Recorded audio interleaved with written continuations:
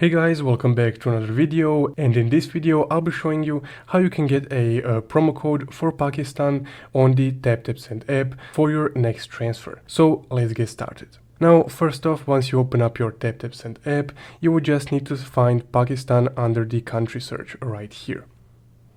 So here it is. Now just tap on the country, and then here you can add a promo code. So if you check the description of this video down below, you would be able to find a promo code that will give you anywhere from $5 to $15, euros or pounds, depending on your currency right here. So because I'm in the EU, that promo code will give me euros. Now to use the promo code for this Pakistani send, I would just need to tap add promo code right here, and then just paste the promo code from the description.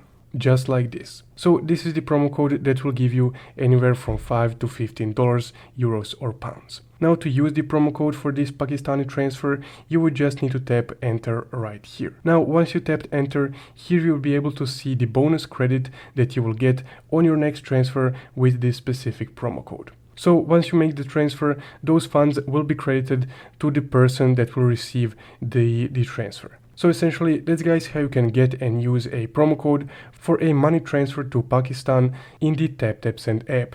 If you found this video helpful, don't forget to leave a like and subscribe. Thank you for watching.